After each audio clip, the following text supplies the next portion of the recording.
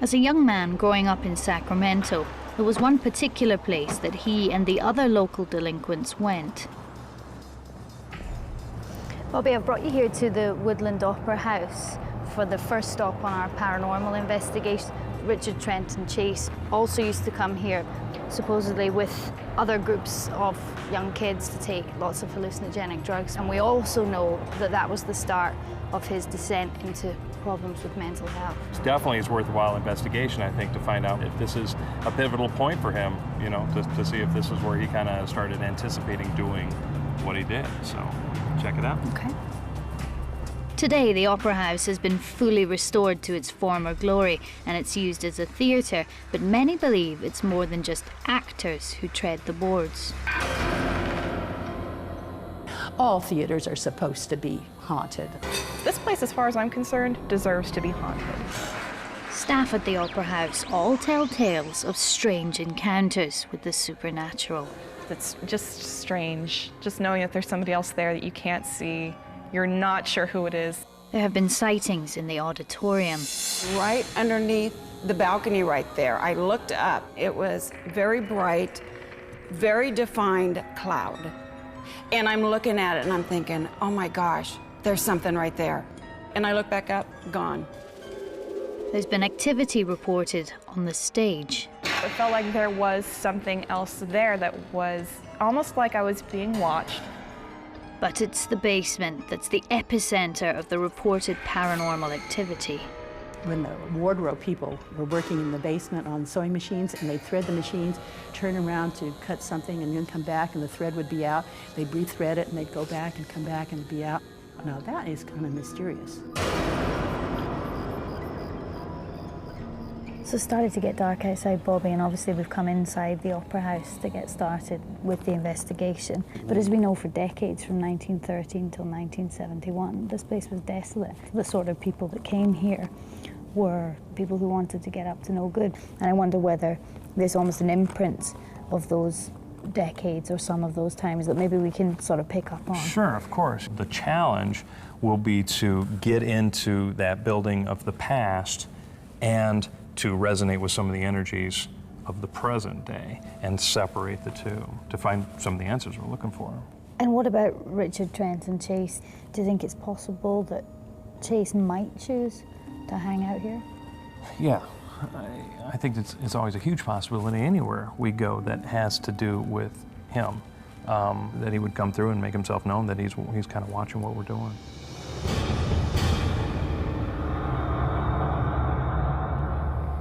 Some of the first things that are coming through is people just laying around. It's almost like you know, I'm getting images of like the old opium dens, where people are just so wasted and so drugged out of their mind that they don't ever come out of it. And I can almost place Richard Chase. I'm getting pressure change in my ear just now as I said that. Could this have been a starting point that led down a treacherous, toxic path? And I think yes.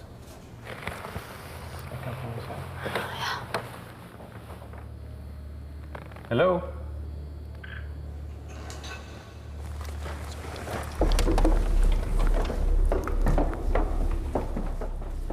Is there anybody here? Oh, huge wave, huge wave. I'm moving back and forth because I think I saw a shadow over in the corner. I'm trying to see what that might have been. Hello?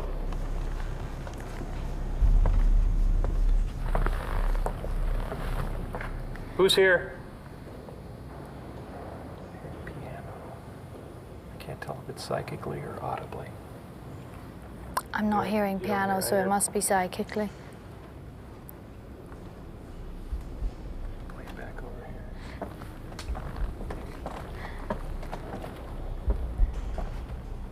So all those noises and so on, they seem to be focused in this area here. Hello?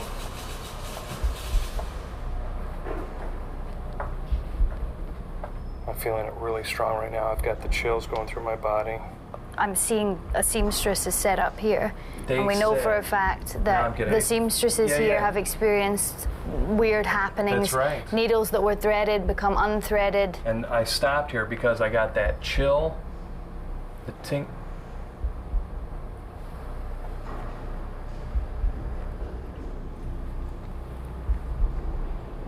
Those hangers are moving, I see that. and there's no draft down here. Is this a female energy that you sense? Yeah, it's like a little older female. Can you move these hangers or just make some kind of a sign so that I know that you're here? What is she moving the hangers for? Just energy and a way to make herself known, which is what we've asked for.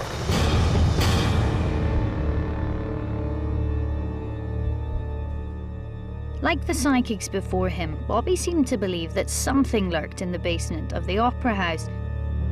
Certainly the coat hangers were swaying on command, but I couldn't discount the possibility that we'd created a gust of wind.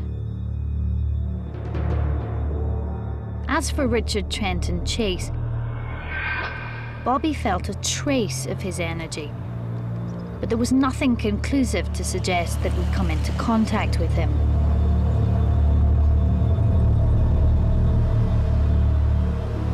The Woodlands Opera House, that was a fascinating place, wasn't it? It was very historical. I love walking into places like that, especially when it has a really, really good energy like what it did. Of course, we got in a little bit of the past energy when it was used as a drug den, but I think a lot of that's really gone. We were getting lots of responses, weren't we? Knocks, etc. Did we get anything more concrete when you looked back at things? The hangers. What's interesting about that is that there were several hangers in a row. If all of them were moving, you could probably say a breeze or somebody brushed up against them, but they were moving quite good. And then did take a few pictures and got a few orbs. This is back up by the wall here. Almost looks as if something sitting on the seat with the Right. just above head level. Yeah. What makes that different is it's not the classic round orb that could be mistaken for dust. It's more of like a light that's back there. As far as Richard Chase is concerned, you very much felt that there was a sort of place memory associated to him from when the theatre was derelict and it was used as a drug den. What I would really like to see us get, and I'm sure you would too, when we go to our next part of the investigation, is something much stronger, something much more physical from him. Yeah, it's really time to try to get into his psyche. And what I want to find out if he was on drugs during the killing, or if the drugs had completely altered his mind permanently, that he was going through that same type of feeling even while he was torturing and terrorizing these people.